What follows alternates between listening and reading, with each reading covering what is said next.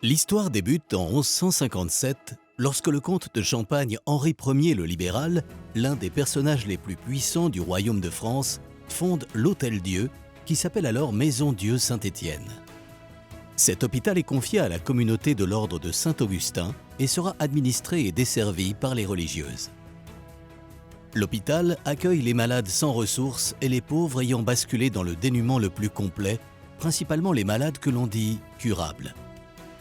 À l'époque, l'on refusait les malades incurables, comme les aveugles et les lépreux. De cette période, nous n'avons aucune trace de ce à quoi ressemblait l'Hôtel-Dieu, mais nous savons qu'il se situait sur le même emplacement que celui qu'il occupe actuellement.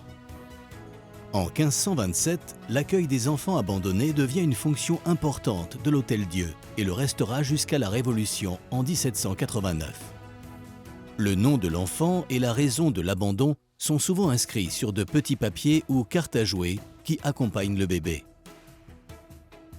Certains malades incurables et les femmes en couche sont également désormais acceptés. Au XVIe siècle, la médecine et la chirurgie se professionnalisent. Un médecin se joint à l'équipe et un apothicaire nommé Jean Pelterat fournit les drogues et médecines.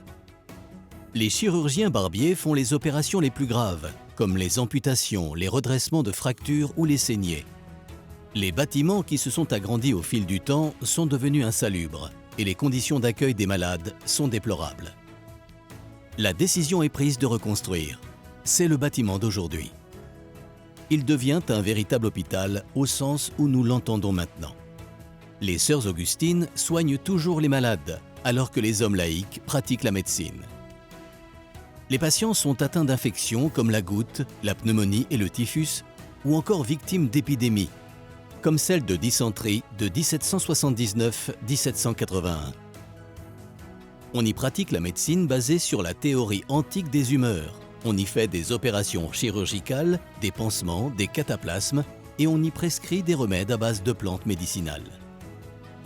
Dans les années 50, la construction de l'hôpital des Hauts-Clos s'achève en dehors du centre-ville, ce qui marque une grande transformation de la mission du bâtiment. Les malades déménagent et l'édifice devient un hospice jusqu'en 1988. Il est un lieu de stage privilégié pour les futures infirmières et les aides-soignantes. C'est le père de Jean-Claude qui m'a fait rentrer à l'hôpital ici. Comme manœuvre, ça veut dire brancardier, quand on a besoin de porter quelqu'un ou d'emmener ou descendre à la mangue. Il y avait les couloirs à laver, il y avait les carreaux à faire. Le manœuvre faisait un peu tout. Et je logeais à l'hôpital. Le personnel qui voulait loger là, il y avait des chambres, des dortoirs. On était 4 par dortoir dans les combles en haut. Et il y avait le foyer des infirmières.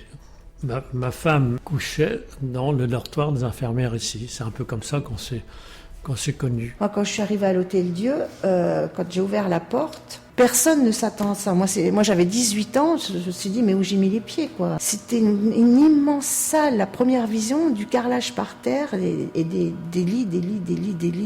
Mais Quand on a 20 ans, on passe par-dessus tout ça, je veux dire. Moi, je sais que c'est mes meilleures années. Ça a été des années où vraiment...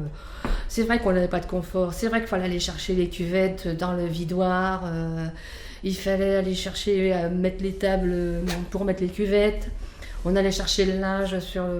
Bon, la nuit, j'ai vu passer avec le gros chariot, avec Madame Jourdeuil, vider tous les urinoirs sur le chariot, les uns derrière les autres.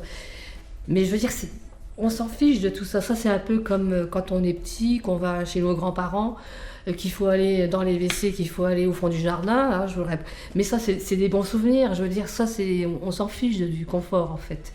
L'intégralité de ces entretiens est à retrouver dans le centre de ressources au 4e niveau du parcours de visite.